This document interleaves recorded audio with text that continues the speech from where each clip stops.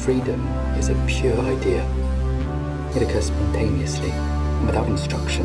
See what the Empire has done to your lives, your families, and your freedom? Good people will fight if we lead them. The rebellion is spreading. Now we take the war to them. The Republic will be reorganized. Systems either change or die. Into the first. You give way to an enemy this evil with this much power, and you condemn the galaxy to an eternity of submission.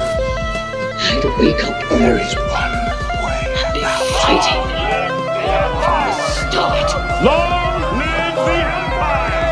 Fight the Empire! Let's call it war. Remember this. Try.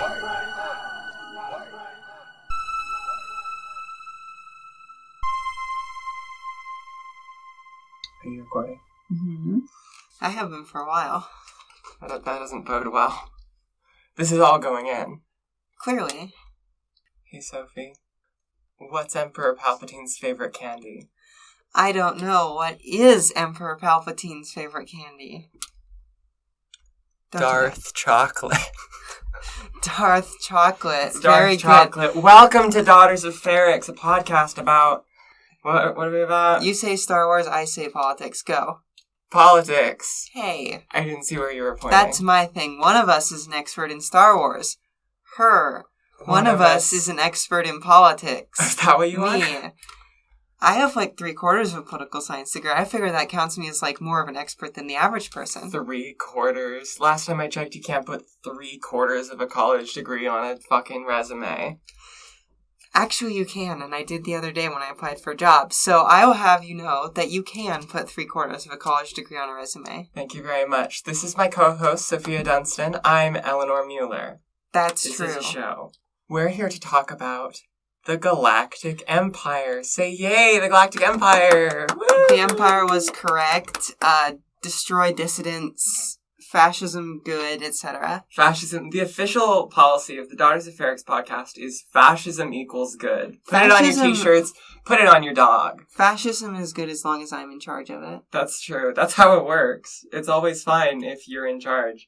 We're mostly going to be talking about the structure and ideology of the Galactic Empire between its, inception in 19 BBY and then pretty much when the Emperor goes down.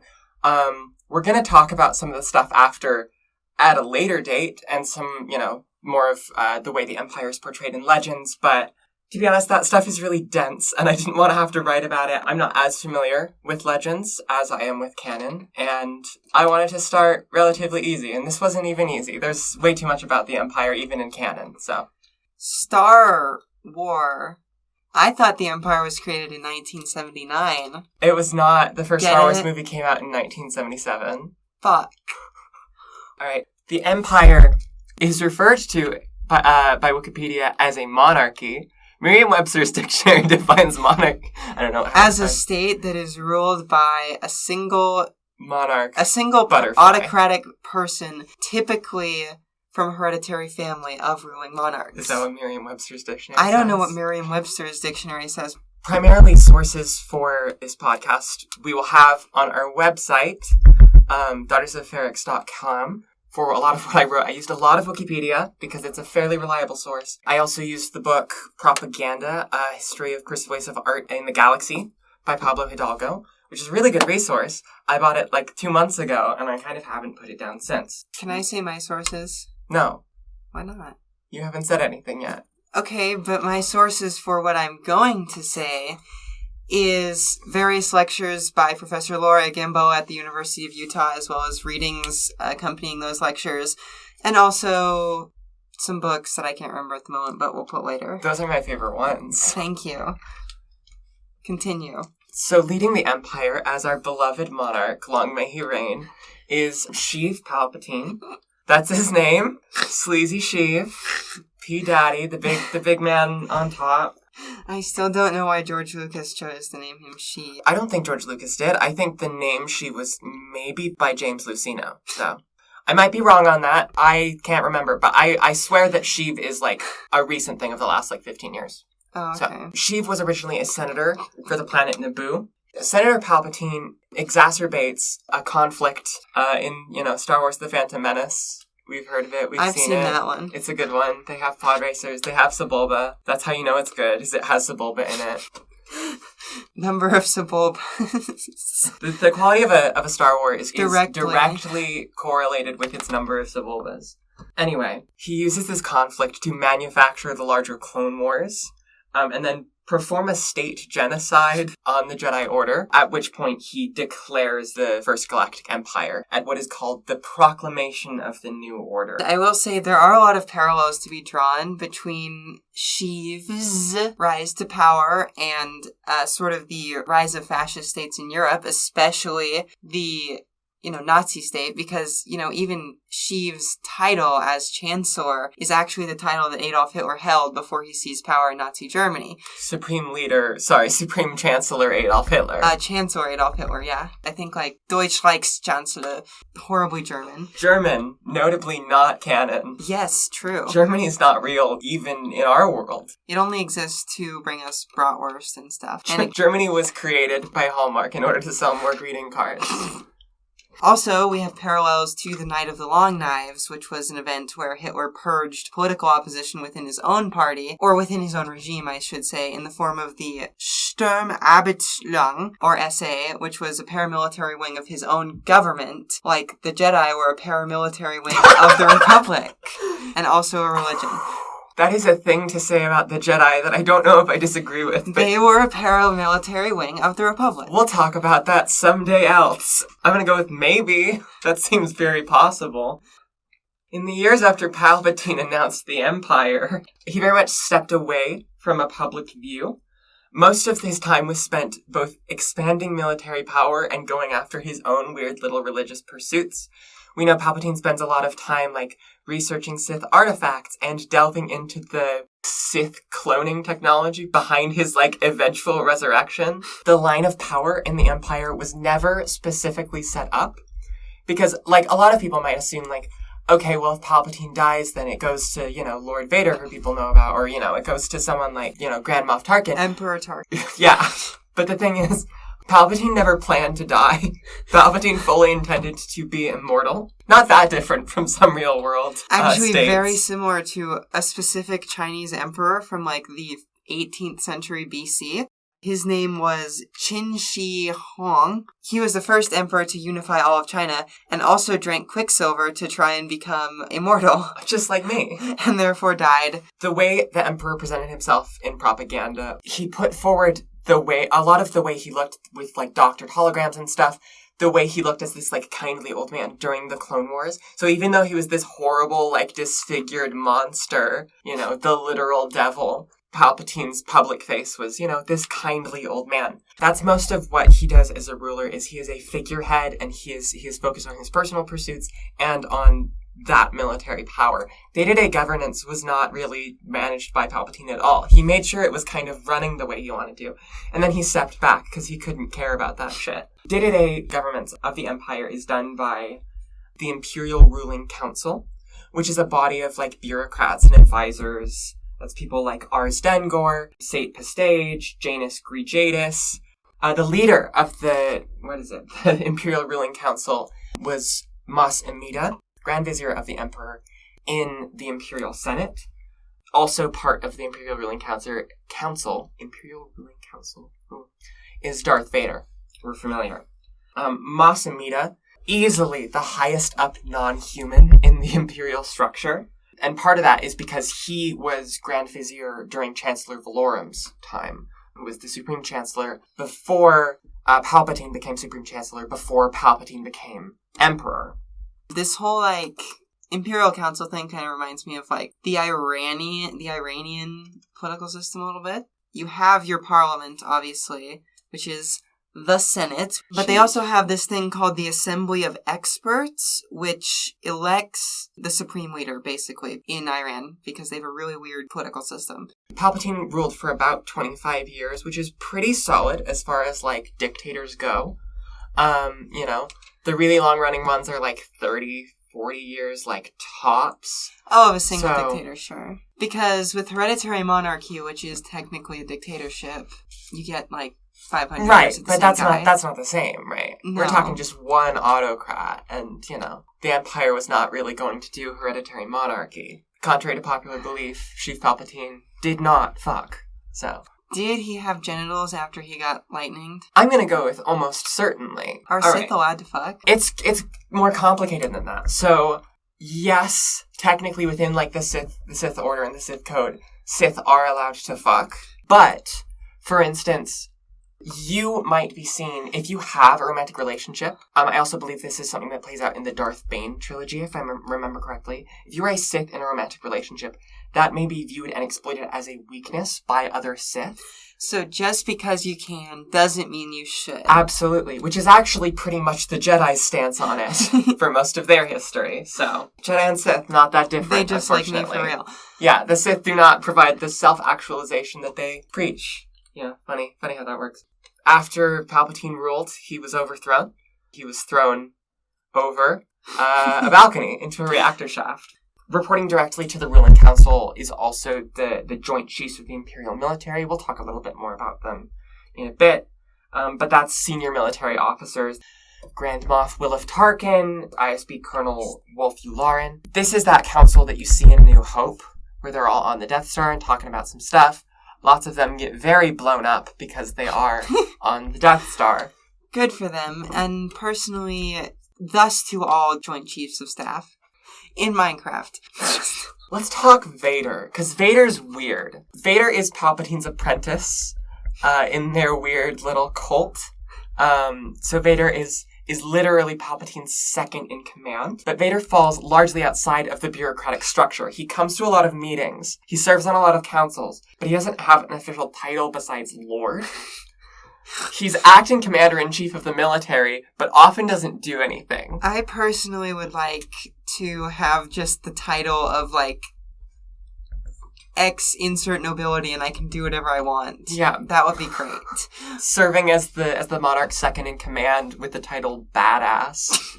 That is very much what you get. I mean, people watch Star Wars and Star Wars fans go, this Vader guy is neat. And then you build up, like, the West End Games imperial structure around that. And that's why you have stuff like Darth Vader is acting commander-in-chief of the imperial military. Vader's the cool bad guy. He has to be. He has to be important. Vader also leads the Imperial Inquisition. We'll talk a little bit about them later on. But that's most of what he does. Yeah. I wouldn't call him, like, the Gestapo or the KGB or, like, Stasi or whatever, because that's clearly the ISB. But he does have, like, analogous roles in other fascist and authoritarian states of, like, just a guy that everyone's really scared of. Yeah, I mean, his whole thing is he is violent, he is unforgiving, and he fights good. You have the Stormtrooper Corps, which really, like, looks up to him and venerates him as, like, a dude who stands for the Stormtroopers. That's our boy! Yeah, and they're, like, the only people who like Vader. Imperial officers are terrified of him. He does choke out a lot of Imperial officers. Yeah, when it comes to, like, public persona, Vader is a fucking myth. Vader's a ghost on the wind, a voice on the wind, a ghost in the shell. Vader is not someone who has an official presence, essentially. So he's, like, that part of the CIA. Yes, he is that part of the CIA. Vader is, like, personal enforcer for the Empire. When the first Death Star was destroyed, Palpatine, like, shifted a lot of blame onto the people, like the officers who were like, yeah, this is a great plan, this is going to be a great place to put our resources into. I bet he would have offloaded a lot of blame onto Tarkin had Tarkin survived, but Tarkin didn't. Tarkin's dead as hell. Or is he? Minister Kempt and Moff Kuvern, I don't know, they're mentioned, like, once in Tarkin, the book Tarkin. They officially died by, like, tragic accidents, and they were definitely killed by Vader. Good for them. Good for Vader. Notches on the lightsaber, am I right? I wonder how many different lightsabers Vader has had. I bet he hasn't had the same one the whole time. You just know he, like, misplaces it or chucks it and, like, doesn't get it back or something. Just gets mad, chucks it at the wall. Yeah, Anakin had at least 2. And Vader was around for longer than Anakin was in the Jedi Order. Anyway, let's talk about Tarkin. Tarkin's fun. Tarkin's where we get to actually talk about anything real. We're not just talking about evil space wizards. Tarkin was an admiral and adjunct general in the Clone Wars. Tarkin was a favorite of Palpatine's. Tarkin was ruthless, and he didn't like the Jedi's involvement of the war, which I'm sure also put him into Palpatine's good books. Palpatine, known hater of the Jedi. Yeah, well, almost as though you shouldn't have, a random cult paramilitary force leading a highly professional military. Yeah, Palpatine doesn't get rid of that. He just doesn't like the Jedi specifically. Well, I know, but, personally, I have qualms with that as well. Yeah, I Tarkin think most of Star Wars also has qualms Tarkin with is that. correct. On that issue. Okay, you really have to hand it to Tarkin. You have to hand it to Tarkin. At the beginning of Imperial rule, military forces were used to, pacify the remnants of the Separatists. Because even though, it was over, their leadership was gone, killed by Darth Vader. There were some true believers in some the people, Separatist thing. Well, they were right, but whatever. Despite the end of the war, there was no tolerance for the Confederacy of Independent Systems. Gee whiz, I sure wish that a real-world thing known as the Confederacy had less tolerance for it, but go on.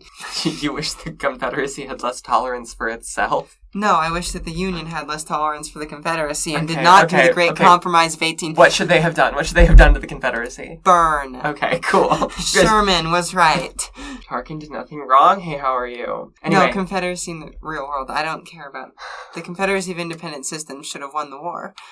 In what became the Antar atrocity, very snippy there, in 18 BBY, without, any relocation, any protection of Imperial loyalists on Antar, Tarkin's forces just, arrests and executes, a shit ton of people. No due process, no nothing. And, the Empire tries to cover this up. Word does get to, the larger media. And Palpatine really tries to push off responsibility for this somewhere else. Tarkin's given a completely different assignment. Tarkin never saw justice for being in charge of this decision-making. Unsurprisingly, but worth mentioning, Tarkin does keep going with this kind of bullshit. At the beginning of the Empire, Tarkin... he did get juiced by a quirky-ass white boy, so... Yeah, not by the Emperor. By our boy Luke Skywalker. Our boy is certain not appearing in this film. Quirked up white boy goated with the sauce. This is not the Luke Skywalker episode. Tarkin started off in the Empire with a place on Imperial High Command. He was named Moff of the Greater Seswena sector. So Moff was a rank that was given to, a minority of the sector governors. There were over 1,000 sectors. So is Moff, the equivalent of, Duke, then? If we're going to make a medieval analogy here. Duke as opposed to what? Because you have, your count who controls a county, or your earl who has an earldom, or your lord who has probably just a manor. But dukes have duchies. Duke is a big guy. Yeah, he has a lot of land. Okay, this is a title that's specifically designed for Tarkin, is Grand Moff. And at that point, he is Moff of an over-sector, which is a collection of a bunch of little sectors. So it is a duchy. Yeah, but the difference between that is you have the duchy as a collection of other smaller territories. A Moff is not over sector governors. A Moff is a more elevated sector of governors. Moffs are part of the Council of Moffs. I think there's a fixed number of 20 Moffs in the Council of Moffs. I know it's a silly word. We're talking about Star Wars. You gotta get over it. It's how this stuff works. I don't like the existence of the Council of Moffs as a serious political organization in Star Wars. It's not a serious political organization. None of it's serious, Sophie.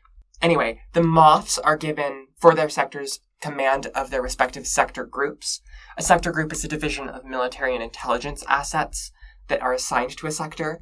A sector group is listed as including 24 Imperial-class Star Destroyers for their sector fleet, but the other 1,000, the non-Moff planetary governors, they are not in command of their sector group. So this is just a region governed directly by military force instead of by civilian governments? That's the Empire way. So a Moff is over a region that needs to be governed militarily, basically. That is very possible. I would assume that because it seems like sector governors are often assigned from without, from outside that sector, by Palpatine or whoever Palpatine has do it, you're going to put the people who you want to be Moffs in the places where you need there to be Moffs, where you need the heaviest hand or whatever. We don't know. I don't believe the specific sectors have been outlined in canon. They were in Legends, and that's the sort of thing that tends to be the same Legends to canon.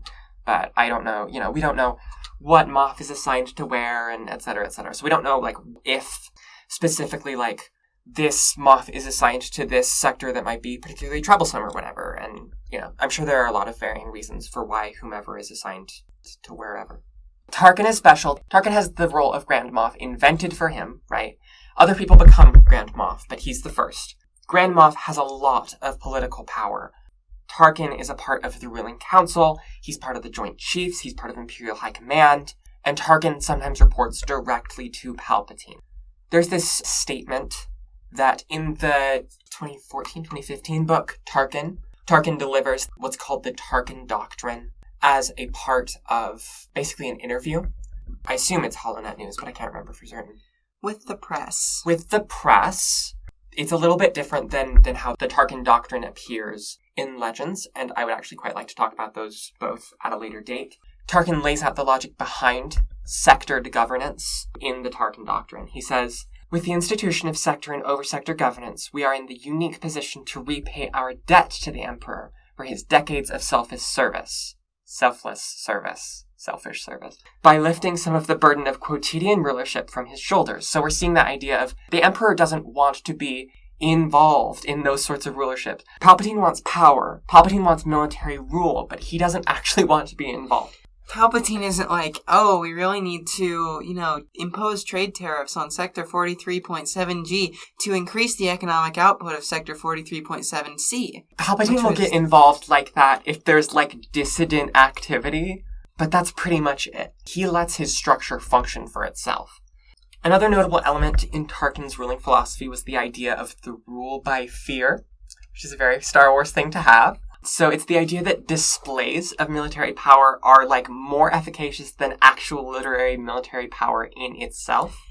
Literal military power. That's because he's an idiot. Well... And I'm going, no, this is my biggest tangent of the day. Tarkin is an idiot. Repression is the worst way to rule. Here's why. Maintaining an authoritarian state in political science analysis, right, is largely the sum of three things. Number one, state capacity, or the ability for an organized state to actually do stuff, which the Empire clearly has. I mean, they have, I don't know, how many Star Destroyers? Let's just say a lot. If I tried to calculate Tens or 20s of thousands. It would be a lot. We could never pin down a certain number, but yes.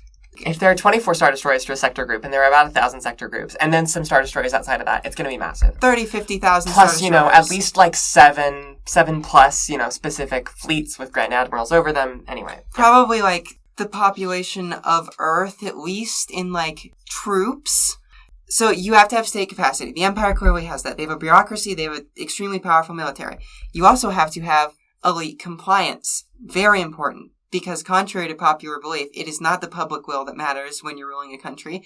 It is the elite will. So you have to have social elites, you have to have economic elites, you have to have cultural elites, and to a certain extent, you have to have religious elites willing to align with your government to further their own ends. Right, you have to make Sate Pistage happy or nothing's going to go right. Right, you do have to, give Jeff Bezos a tax break. That was a joke. You have to. You have to. We have to. Don't you understand? It's essential. Because elite compliance definitely means they can't be taxed. And then number 3 is legitimacy, which flows from the other two. When the cultural, economic, and social elites are in support of something, they can bring along their populations, right? Every elite has behind them a population of normal people who are the reason that they are an elite. And when they are brought into compliance with the regime, they can more easily bring in the people that they kind of represent into the regime.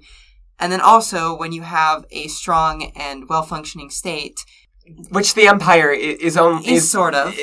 They function enough to stay around, but yeah. Right, then you gain popular support, because if you're, able to effectively administer an area, there are going to be some people who are just yeah, they're all right. Yeah. So, and this is why repression is so costly, because it hinders all of those things, ultimately. It's why states that are extremely repressive, with the exception of North Korea, normally don't last very long. The exception to the rule. North Korea is the exception to the rule, but that's because they're a hereditary monarchy and not a regular dictatorship. Sophie really said hereditary monarchy. You can have a non-hereditary monarchy. Thank you. I would love to. Naboo has a non-hereditary monarchy. That is true. So Who knows if Naboo even counts as having a monarchy, but whatever. it's a constitutional monarchy. They vote for the queen. Okay, if you vote to elect your queen for a lifetime term. I know they don't. It's not for a lifetime term. It's I know. like 7 years tops. I know they elect the president, except it's called the queen or whatever. I'm aware. Yeah. So there's like a bunch of costs of repression. Number one, it hinders legitimacy. Because the elites and the populace no longer see the authoritarian state as a viable long-term strategy for personal success, because it attacks them.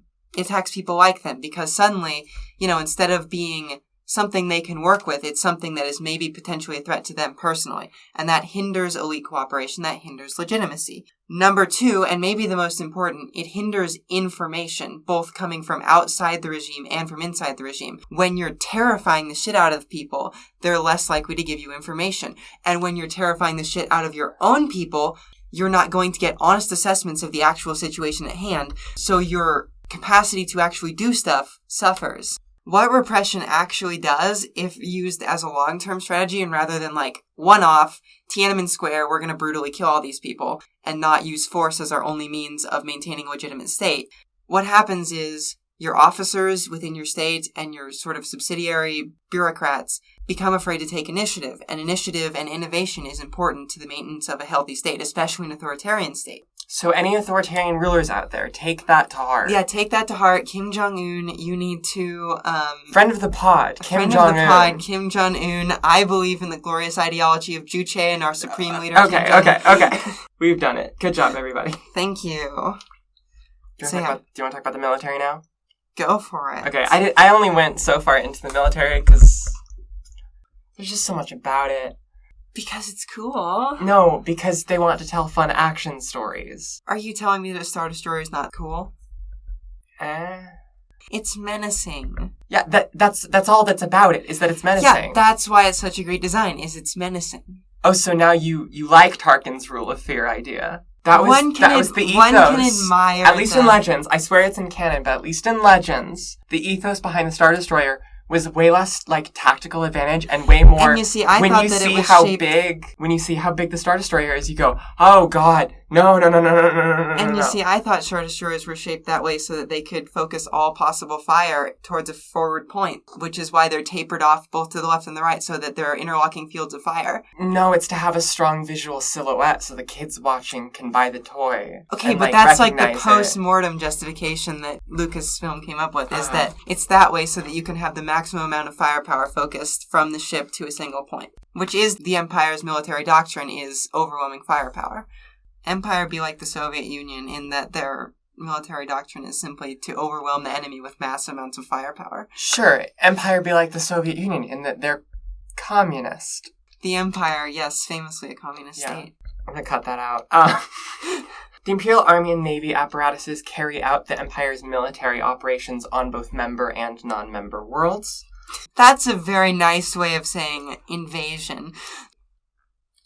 Non-member worlds. Yeah, NATO forces carry out military options in both member and non-member states. Yeah, it's their planet, we're the hostiles. Thank you, Han Solo. The Imperial Army is a means of enforcing the Emperor's will. I almost said Empire. The Emperor's will through surface warfare.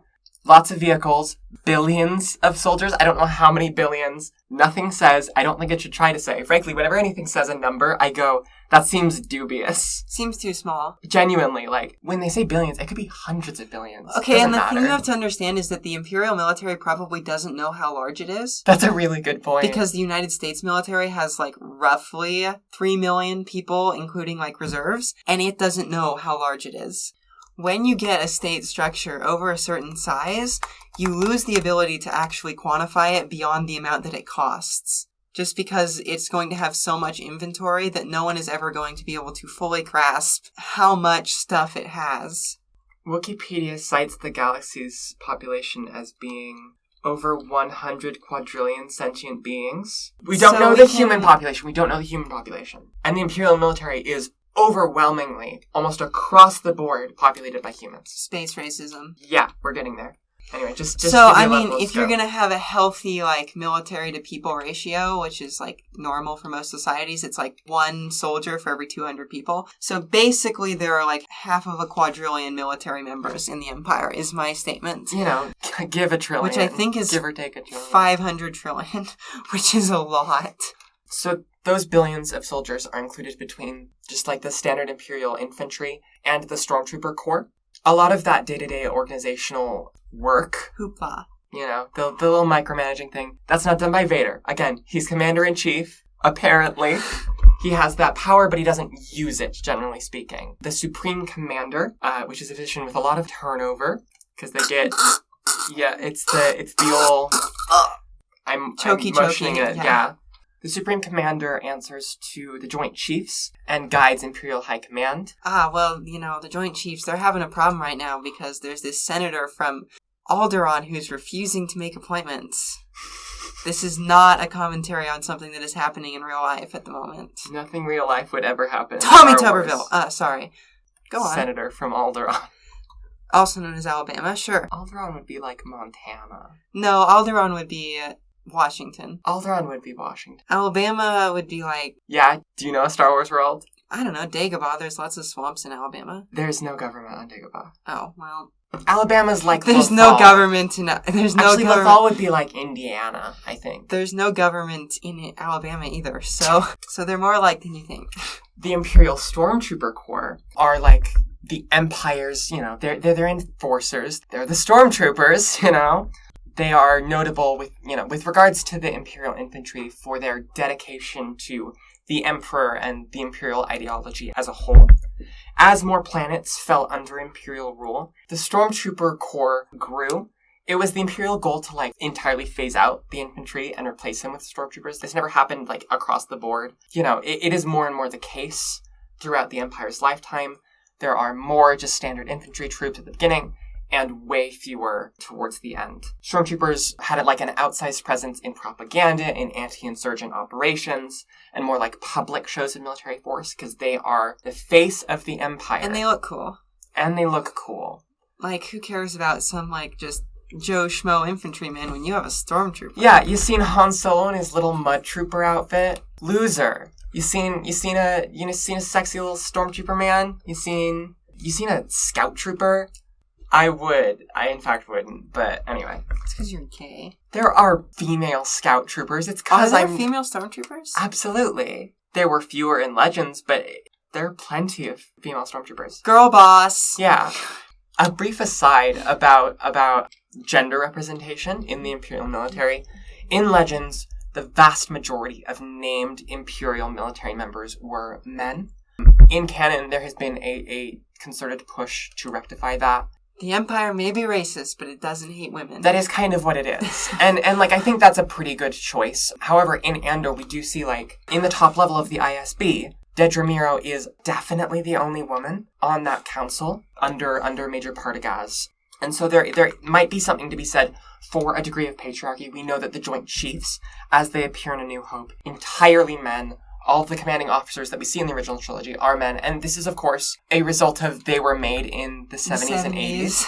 We're talking about Star Wars in universe, I imagine that Emperor Palpatine, after all of his, like, old boys club Joint Chiefs died, maybe he, like, got some new ones that were younger and maybe women as well. The Imperial Army also included several other divisions. So that's, General Administration, Maintenance, the Army Engineering Corps, the Imperial Army Military Police, Imperial Army Intelligence, and the Army Air Corps. Army runs on its stomach. Yeah, the Army Catering Division. Same as the Army, the Imperial Navy is commanded by Vader and the Joint Chiefs. The top organization of the Navy is the Admiralty, which incorporates the Naval Chiefs, Naval Command and Control, and Imperial Navy High Command.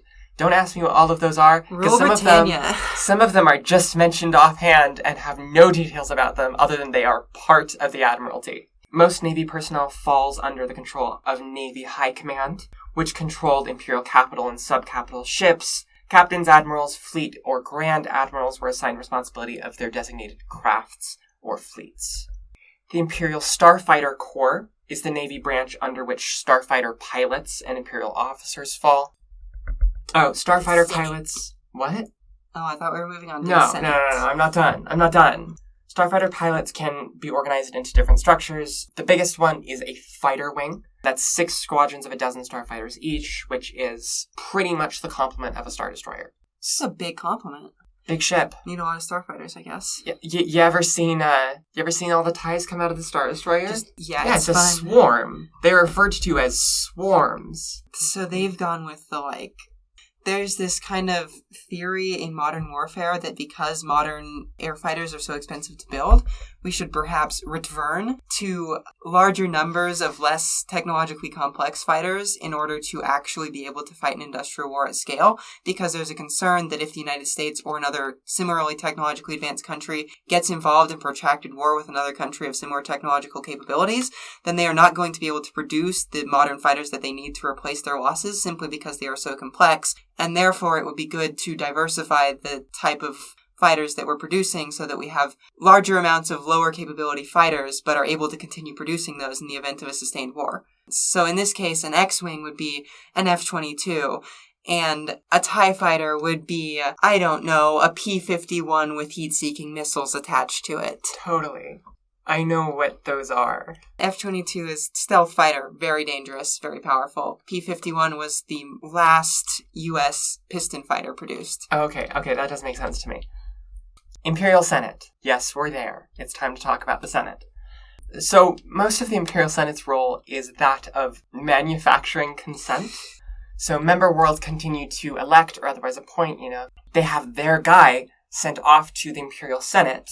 They debate stuff, they pass legislation, which is ultimately a formality. Palpatine has the supreme executive power. Formal legislation can only be passed by his will. What that actually means is Mas Amedda's will acting on behalf of Palpatine. The Imperial Senate is one of the only places where you're going to hear dissenting political narratives to the larger Imperial story. That's why we get multiple rebellion leaders that originally start as Imperial senators. That's where we get Leia.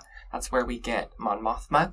The Senate still doesn't have very much ability to actually counter Imperial narratives and are themselves often lied to about events, The Imperial bombardment of Tipoca City after the Clone Wars, the Death Star destroying a big chunk of Jeddah. For funsies. Yeah, for funsies. Those are framed to the Senate as industrial or natural accidents. How does an industrial accident destroy half the surface of a planet, just out of curiosity? They said it was a mining accident. Big mine. Big mine. Though I do believe, if I remember correctly, mining technology was the excuse for a lot of what happened with the Death Star. They are building a big mining laser to mine with. For the purposes to mine of the mining. Center of Alderaan. Because the Empire yearns for the mine. to mine Bail Organa's head. The truth of Tipoca City's actual destruction, Tipoca City is the place where they make the clones on Kamino, is revealed to the Senate basically to try to get some more dissent against the Empire. And then Palpatine steps in personally and frames this one guy in charge of that fleet at the time. Palpatine is basically like, that guy sure didn't mess up. That was horrible. We're gonna send him to prison. I did scare quotes there. No, we don't know what happens to Rampart. I actually do expect he goes to a prison. Or is shot. It's a really high-profile case, so I assume he's sent to a prison. I love democracy. I love the Republic. But this move of blaming this admiral for the event is used by Palpatine to further say, this is why we need this Imperial Defense Recruitment Bill, which is what leads to the creation of the Stormtrooper Corps. Tipoca City was destroyed because Palpatine wants to make... It was a false flag. It was a false flag. It is used to make the thing happen for which Tipoca City was destroyed. We have this Ouroboros of Imperial bullshit happening in and around the Imperial Senate. Authoritarians really love to have a legislature these days because they don't like to be seen as just a dictator. Right, you love democracy. They love democracy, they love the Republic. It's like in, I don't know if you've ever read the Foundation series by Isaac Asimov. There's this guy named the Grand Commodore, whatever planet. I think it's Comparelor, I think. Comparelor or something like that. Sure. And he's called Dearly Beloved Aster, Grand Commodore of the Republic of Planet.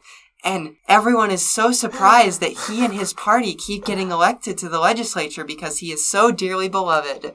Authoritarians love these things, and there are a number of benefits to them. There's obviously the rubber stamp thing of what Ellie would call manufacturing consent, and I would also call manufacturing consent. I don't know why I said Ellie would call manufacturing consent. We're on the same team here, you know.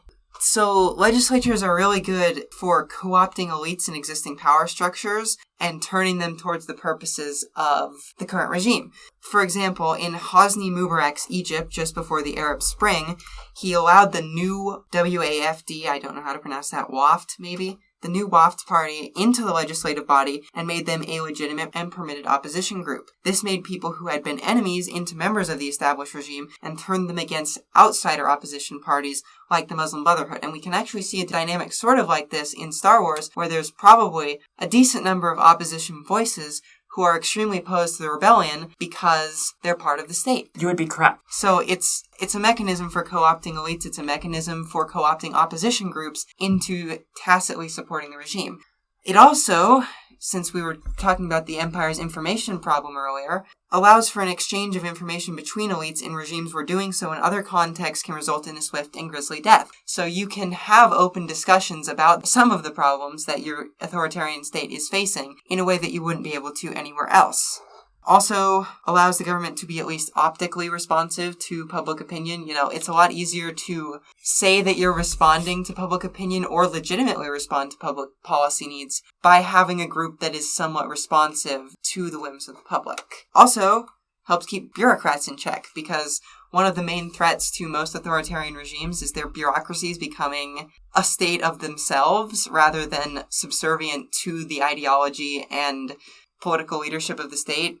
So when you have a legislature, it can sometimes be a little bit easier to keep the bureaucracy in check because you have kind of a counterbalancing subservient power to play off of each other. So in conclusion, getting rid of the Senate was the dumbest thing Palpatine ever did because it worsened the Empire's burgeoning information and legitimacy issues and got rid of his ability to co-opt opposition groups into his own regime, which is bad if you want to remain alive. So he might not disagree with that. After the Senate is disbanded, basically by means of an emergency... Order 67. Order 69. Okay.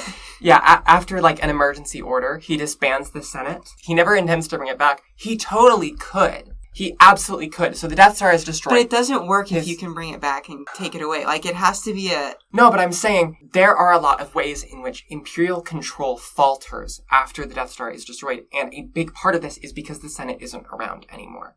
And you don't have your big fucking Death Star to use like, against member worlds. Hey, bud. Which is what he's doing. He says, I have the biggest hammer. I don't need the legislature because I can just hit everyone with the biggest hammer, which is silly, but he's evil. He's the only person in Star Wars who is ontologically evil. Thus, he makes a giant super weapon multiple times.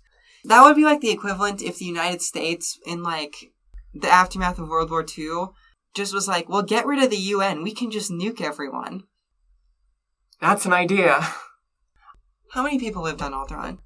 Let's give me a second. I thought it was like 2 billion. I believe it's... Which is quite a small population for an inhabitant. It's more than that.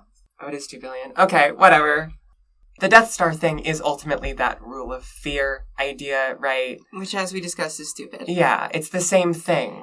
Palpatine will absolutely, like, bend to the will of the elites and the bureaucrats and whatever structures, but only as long as he feels like he absolutely needs to. Palpatine wants to be the guy with the big hammer. That is all Palpatine wants to be. Except that's just not how ruling a government works, and Palpatine just is stupid. Right, Palpatine doesn't want to rule a government. Well, Palpatine wants to rule. You can't just rule, you have to rule a government, Palpatine. Get on my level. I would make a way better Empress of the Galaxy than you did, and I'd make it hereditary, even though I can't have kids.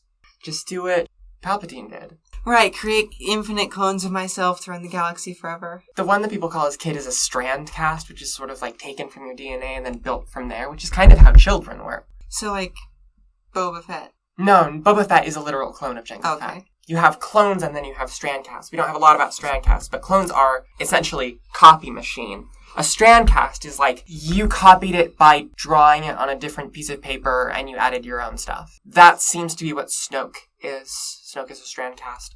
But yeah, Who? Dathan, probably the Emperor. But also probably a bunch of stuff. That's how Strandcasts are, I think. Is there a bunch of stuff? And how did he get, like, so ugly? That's a great question, Sophie. I wish I knew. I'm waiting Because, for like, the Snoke book or the Snoke comic. Young Palpatine was, like, kind of a normal guy, so... Yes, young Palpatine could, Fuck. but didn't. Notably, once again, the official Daughters of Ferrix podcast policy Sheev did not fuck. is that Sheev Palpatine does not fuck. Ever. Except Snoke's mom. The Death Star is dumb as Snoke's mom. Yeah, the Death Star was a bad plan. It killed a lot of people. Probably don't do a Death Star. Probably don't do a second Death Star after the first Also one is known as the destroyed. H-bomb. But it makes a lot of sense from Palpatine's perspective if he refuses to give any power to anyone else after the Death Star is destroyed to make another one, right? Right, because his whole strategy hinged on the Death Star existing. And now it's gone.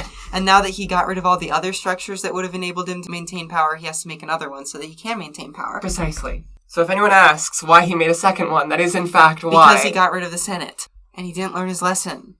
Can I talk about the economy? I love the economy. When the Empire starts, basically they transition all of the money from the Republic credit to the Imperial credit. Essentially, the way this worked is to exchange your Republic credits for Imperial credits, you would have to sign up for a personalized chain code, which is identification documents that take into account like certain bits of biometric data. That is your fiendishly age. smart. It's really something. That's like how you get like a whole grip on the entire Imperial population without like having to track down everyone and be like, hey you, sign up for your Imperial driver's license today. Precisely. They just exchange it for the money. This heavily restricts, sentient movement between Imperial worlds. So economy go burr. Economy go burr. Distribution and production of goods in the Empire are nationalized and directed by the Galactic Empire. This is a policy called imperialization. So notable examples of imperialization include... So the Empire has a planned economy? Yes, the Empire has a planned economy. I said that earlier, which I might have cut out of the episode. Yes, they have a planned economy. I did not know this. So they are nationalizing certain corporations, like the Incom Corporation. They made Republic-era starfighters, the Z-95 Headhunter, the ARC-170, Corellian Engineering Corporation. They did a bunch of like light and heavy freighters. That's the VCX, that's the YTs, that's the Millennium Falcon, that's the Ghost and Rebels. Companies that had allegiances with the Confederacy of Independent Systems, that's the Techno Union, that's the Trade Federation. Those were like immediately absorbed into the larger imperial apparatus. Lots of third-party corporations were allowed to stay as they were, though, if they were loyal, right? Sinar Fleet Systems does ties, Quat Drive Yards, does like capital ships and ground transport. As I know from Empire or my favorite Star Wars game, because you have to have quads so you can build Star Destroyers. That's true, that does happen. You're a real Star Wars. Thank you. Good job. They are like very loyal and they stay in line, and so they're left to their own governance. There are a couple of like corporatized client states in the Empire. We don't know like a ton about these, but there's stuff like the Preox Morlana corporate sector. We see them in Andor. There's the Corporate Sector Authority. They show up a lot. Corporate Sector Authority is a conglomerate of a bunch of different companies and stuff that have essentially, there is a corporate sector of the galaxy. There's a little area where they do their stuff and they tend to have sovereign control. The Empire doesn't love that. It kind of reorganizes them into the Corporate Sector Authority, making them have a little more centralized governance. The Empire, I believe, also has an outsized military influence around the corporate sector, just in case. If they decide to get frisky. Primor, Corp Zone, whatever, in Andor seem to be like a relatively sovereign power within their territory, and that comes with their own bureaucracy. But when Preox Morlana is unable to get their shit together, the Empire's like, you're ours now. You have... Roll in 40 billion Star Destroyers. You're the weakest link. You're ours. Fuck your independent governance. That's over now. You have these independent corporate entities that exist as long as they do what they're supposed to. Slavery is nominally outlawed within the Republic. That goes away in Imperial rule. Slavery is pretty commonplace. If it's valuable to member worlds, the Empire's like, whatever, we don't care. But this is mostly like, they allow slavery as a means to construct their own projects, essentially. They allow slavery so that they can do it. Some species are specifically reclassified as being non-sentient, like the Wookiees, so that they can be used for slave labor. A significant portion of the Wookiee population was relocated to labor camps. Wookiees are used to build both Death Stars. The Empire also made use of prison labor, Wobani, on Narkina 5. Prison labor forces are made up of petty criminals, out-and-out dissidents, or just kind of people who are in the wrong place at the wrong time. Labor Camp LEG-817 held some convicted pirates and other Outer Rim criminals. That's where Jin's headed to at the beginning of Rogue One. The labor there includes some agricultural work, we know, at some camp farms. The life expectancy of a Wobani inmate is 5 years. Not great. Let's talk about Comp Noir. Comp Noir is the most important thing we're going to talk about today. It's the ideology.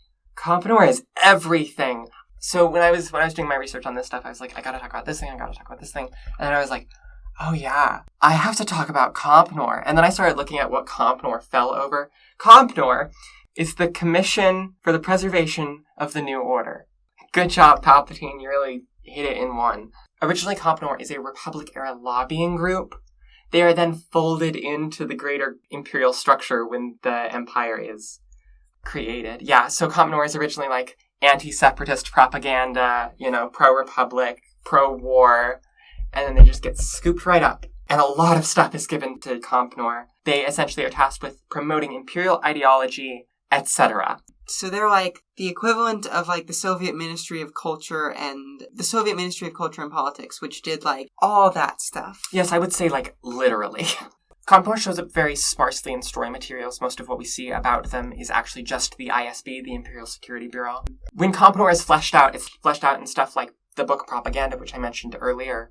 Propaganda is by Pablo Hidalgo. Him going, how does the Imperial thought machine function? Many elements of Imperial life are guided by Comp Noir's operations. So that's science, that's art, that's youth education, that's law enforcement. Not all law enforcement, but some law enforcement. So they are fascist. Yeah. Because this was an argument I was going to make before that the Empire might not be fascist. This is also an argument I was going to make. I went into this going, is the Empire actually fascist? And then I got to Comp Noir. Because it could just be kind of a run-of-the-mill authoritarian state. My girlfriend can attest. When I started researching this, I was like, I don't really know. It might just be authoritarian. And then I got to, oh yeah, I have to talk about Comp Noir. I spent the next 3 hours just saying, oh, they're fascist. Well, and also, this means that they're not just fascist, but also, a totalitarian state. Because, if they are inserting the fingers of state influence into that much of regular everyday life, they are a totalitarian state. They are attempting to control all aspects of sentient life. I can't say human life. You're correct. Man, they are fascist, and totalitarian. They are the real deal. When the organization was transferred to the Empire, Comp Noir turns on the Republic, right, to reify the Imperial state, framing the Galactic Republic as, pretty weak, ineffectual, corrupt, Ja, the Weimar Republic was weak and ineffectual and effeminate and... Unlike the Empire, which is strong and effective and gets shit done. Comp Noir also, is primarily responsible for the humanocentric beliefs that, underpin the Empire. Imperial race science. Genuinely. They recategorize the Wookiees, right? There's real shit going on here. Comp Noir doctrines, elevate historical human accomplishments and downplay alien ones. Xenophobic propaganda portray non-humans as violent, as strange, animalistic, as dangerous. Anti-droid sentiments were, further stirred up from the Clone Wars. Droids are property to be owned and used. They are impersonal. They definitely don't have feelings, and that is what they are to you. Comp Noir had an appointed chairman and an appointed vice chairman at the top of its structure. They are the largest wing of the Imperial bureaucracy itself. Not the military, but of the bureaucratic structure.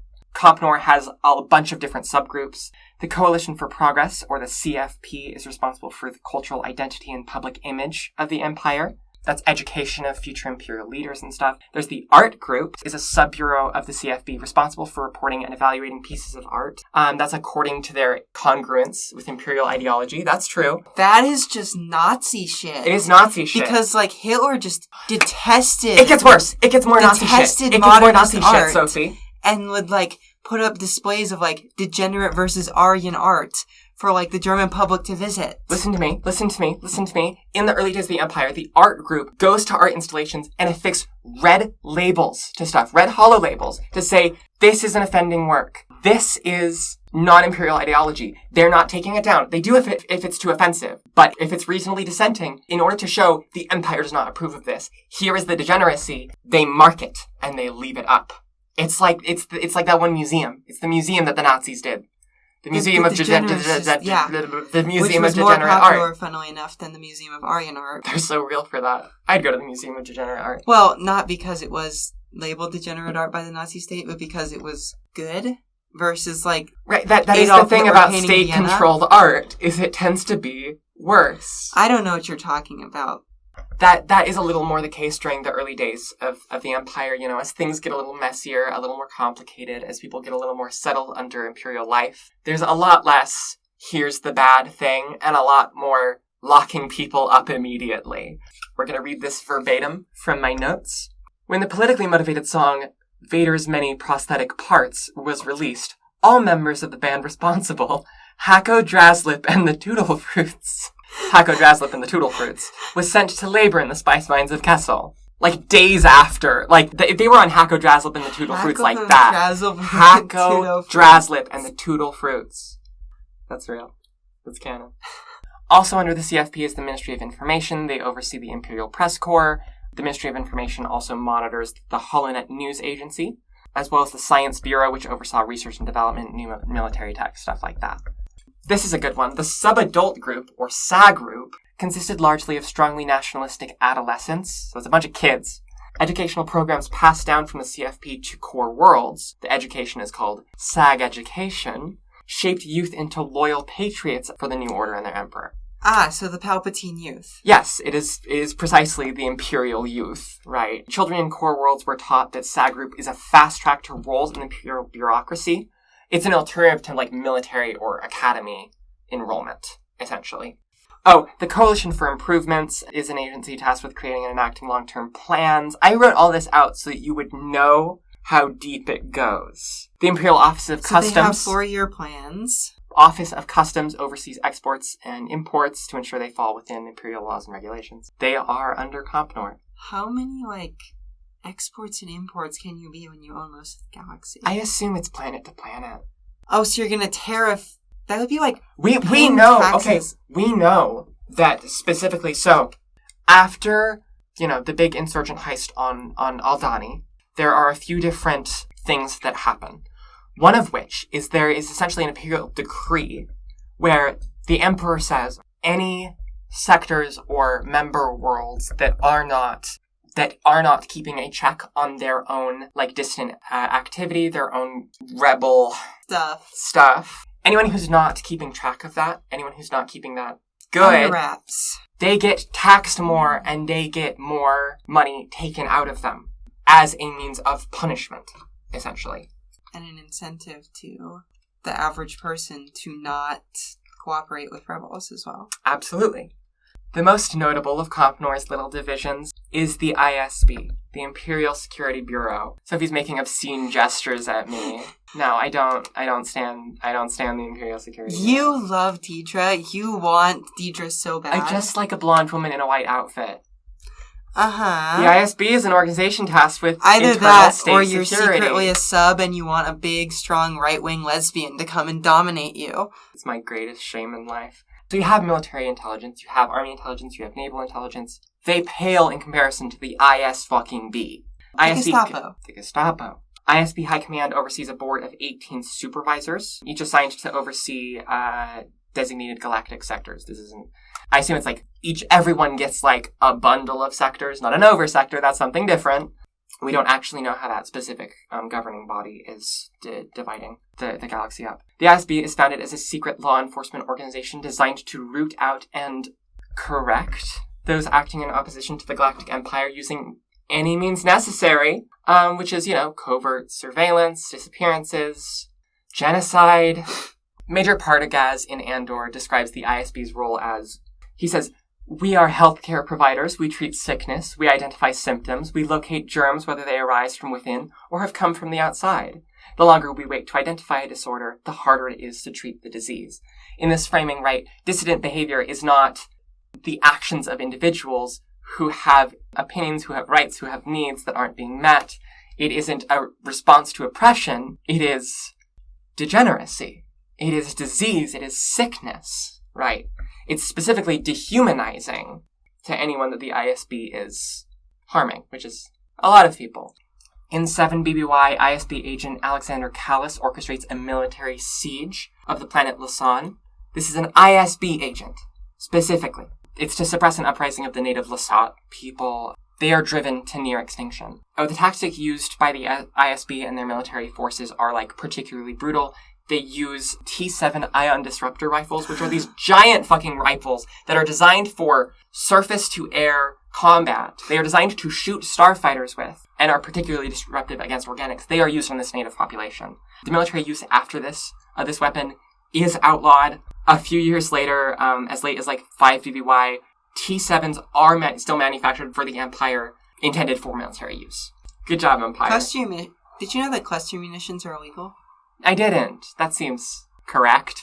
And yet, internationally illegal. They're not illegal in the United States, but they probably should be. Probably. They're not illegal in the United States? No. The United States reserves the right to use all... Right. After the Aldani thing, Andor, the ISB arrests 130 Aldani natives, suspecting them of assisting the insurgency. This is not evidenced. We know because we watched the Star Wars television show. They weren't involved, but they just did this. The ISB also employs loyalty officers, including my beloved Sinjir Rathvelis from the Aftermath books. He's a former loyalty officer. These are officers that are tasked with ensuring the loyalty of military personnel. So loyalty officers can be pretty much anywhere within the military structure. They can be at army bases, they can be on capital ships, they can be assigned to specific TIE squadrons. LOs use any means at their disposal to rear out the disloyal, detect lies, uncover illicit substances, anything like that. They will torture people. They will psychologically damage people. They will really fuck with some people. The loyalty officer position is filled specifically to inspire terror in military personnel. With that, supposedly, compliance. Commissar. I don't know what that is. So in the Soviet Union, when you had a military unit, you would have a guy from the NKVD. Those guys. Commissar. Who's in your military unit to make sure you were being sufficiently against Yeah. In addition to other Imperial intelligence operations, civilian spy agencies known as sector monitors report directly to the CFB and the ISB. And they're just another means of maintaining control. It goes a lot deeper than I thought. Yeah, it's a lot worse. And a lot of that is localized to specific, reference books and stuff. Because, a lot of this stuff isn't relevant, right? Isn't relevant to the storytelling that's going on. And it is a lot worse than I thought. There is an official political doctrine of the Galactic Empire. It is referred to on Wikipedia as the official atheistic state religion, which is interesting. Just to refer to a state religion in Star Wars at all. What's interesting is that the official atheistic state religion, the only other state I could think of that has one of those was revolutionary France, where they briefly implemented, the Temple of Reason, I think it was called. Did they do that? Briefly. Oh, and they changed God. the calendar, and then Napoleon... I know the calendar thing. And they executed a lot of priests, and... That's so new atheists of them. They were kind of Reddit atheists. It's okay, so am I. This state religion is the New Order. Oh, hello. Welcome to the Imperial Committee on Sounding as Fascist as Possible. Today we're discussing what we should call our ideology and religion. Moff Tarkin, what is your suggestion? I think that we should call it the New Order.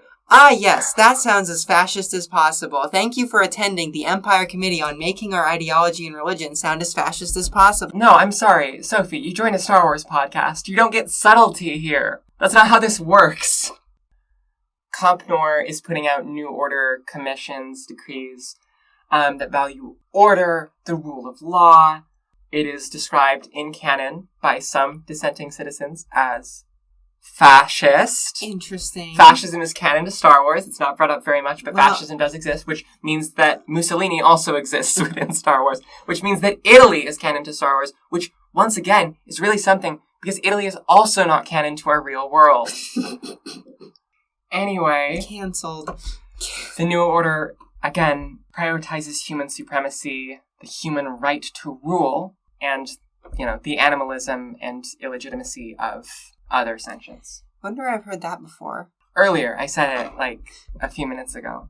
The book Propaganda, we've talked about it, it's good, describes a booming of civic pride among imperial citizens in the Empire's early years. They won the war. Palpatine won the war, right? There was an influx of military recruitment propaganda at the time. From Propaganda, it says, military recruitment messages leaned on tradition, honor, and security. That is... Wow, they really just did go and make, the prototypical fascist state here, didn't they? Oh yeah, that excerpt continues on. A citizen's greatest potential could be unlocked by serving the military. Oh, A great. stormtrooper- Starship Troopers A much? stormtrooper or fleet cadet knew his or her purpose. So, NB erasure, problematic, Empire. Starship Troopers much, jeez. Yeah. You have here this very real world appeal to you will not be disaffected, you will have purpose if you join the military, which, I don't know, might resonate. Maybe. Don't look at me like I tried to join the Navy. I definitely didn't try and join the Navy. I don't know You what tried you're to talking- join the Navy? Yeah? Because of the booming of civic pride that I mentioned earlier, the Empire can greatly increase the magnitude of its military enrollment. There isn't a lot of conscription in the core worlds. It's a lot of people just signing up. If your family members are joined up to the Imperial military, you're probably going to view it as more legitimate, right? And so that's really common. That was one of the big pushes for, instead of a clone army, we want a civilian army. Another aspect of the New Order is this, I would say anti-Jedi sentiment, but it is more Jedi erasure, right? When Palpatine transitions the Republic into the Empire, he uses some Jedi trying to arrest him for being an evil Sith Lord as an attack against him, right, and his sovereignty, and he frames this Jedi attack as a coup, right, as this coup from within this paramilitary organization, after which, or kind of as a result of which, right, he uses the clone forces to massacre the Jedi. There is a state genocide against, this religious order. Notably, it's not just a belief system, right? This is a specific kind of person. It's propagandized as a removal of enemy forces. Jedi are portrayed as, traitors. After the proclamation of the New Order, the Empire uses its considerable resources to basically erase, destroy, reclaim a lot of Jedi materials, Jedi history, Jedi records entirely. This is why, 20 years after the Jedi were genocided, they're remembered as, mythic, right? And people who, knew the Jedi personally, or knew a specific Jedi or whatever, keep that shit to themselves. To be a Jedi, or to harbor one, or to be Force-sensitive at all, is considered an act of high treason. Their temples are reclaimed by Imperial rule. The Jedi Temple on Coruscant is, of course, converted into the Imperial Palace. That's a really good way to cover that up. Oh yeah, the Jedi Temple is itself built on top of a Sith shrine. There's just kind of layers. It's Sith Jedi all the way down. Funny. The Sith and Jedi are kind of petty bitches, both of them. So all of that stuff is systemically destroyed. There's a ceremony where Mas Amedda incinerates a bunch of famous Jedi's lightsabers in front of a crowd in front of the Jedi Temple. The Imperial Inquisitorius is led by Darth Vader. They spend years hunting any Jedi survivors or Force sensitives that they can find. They use threats and acts of force against civilians to root out their prey. Within 5 years after Order 66, the Jedi are, almost across the board killed. There are some that remain, but the 10,000 strong Jedi Order is now 10 guys. Yeah, 36 dudes across various mediums of cartoons and video games and Star Wars. It is worth mentioning, Palpatine's opposition to the Jedi Order is, as much as a means of gaining power, very much ideological. Palpatine specifically hates the Jedi. He is a member of the Sith Order, and they kind of exist to have a vendetta against the Jedi, and that shapes a lot of his public policy against them. Because he's a clown. No, because he's the devil, right? I do think it's interesting that they kind of built the edifice of Imperial power on top of kind of the graveyard of all the Jedi, because something that the Nazis really liked to do was build shit on top of Jewish graveyards, which is... I didn't know that. Yeah, well, and that actually has a deeper spiritual significance to Jewish people because they believe in, like, a literal resurrection of the body when the Messiah comes. Sure. So your body has to remain intact. I'm gonna go out on a limb here and say Nazis. That's, like... not great. Spiritual and physical genocide. Right. Which is also coincidentally what Palpatine did, even though that's fake and not real. Well, right. I mean, the vast majority of the Jedi survivors that we see after Order 66... cut off from the Force. Yeah, they are themselves, like, you know, their culture is gone. Not only has their people been killed, not only are their temples desecrated, but they are not practicing their religion at all. They are traumatized, they are suffering, and they are so disconnected from that part of themselves. And, you know, that's genocide, right? Genocide isn't just we're killing a group of people. It is we are eradicating these people. From history and from the present. Right. We are, you know, erasing culture. We are erasing ideology. And I shouldn't say they would build stuff on Jewish cemeteries. They would a lot of times use them as camps for soldiers or emplacements for anti-aircraft weapons or bathrooms. Cool. Yeah. Cool. Genocide is bad. That's the official position of the Daughters of Ferrix podcast. In closing, that's the Empire. We talked about it. There are some thoughts. I don't know what more you want from us. They're bad. The Empire is bad. They're worse than we thought. I want to say, this is my personal soapbox, it's worth loving Star Wars for, like, anti-fascist messaging, and I absolutely do. There's a real reason, like, a lot of very conservative and genuinely, like, fascistic people love Star Wars. You know, it's because like a good story. We have the white Ubermensch who hates the we have bad a little blonde boy who does a magic special thing and fights for independence, right? It's a story about killing the bad people who have control of us. It is a boy using his, like, spiritual prowess to defeat the evil Empire, right? It's Luke and it's Han and it's actually later Chewie who are all given medals by Leia and everyone else who helped, right? Everyone else who did anything is just kind of standing by and watching our special important boys get medals, including, like, Wedge Antilles, the other surviving member of Red Squadron, and Evan Verlaine. She's the only survivor of Gold Squadron. They don't get medals. It's just Han and Luke.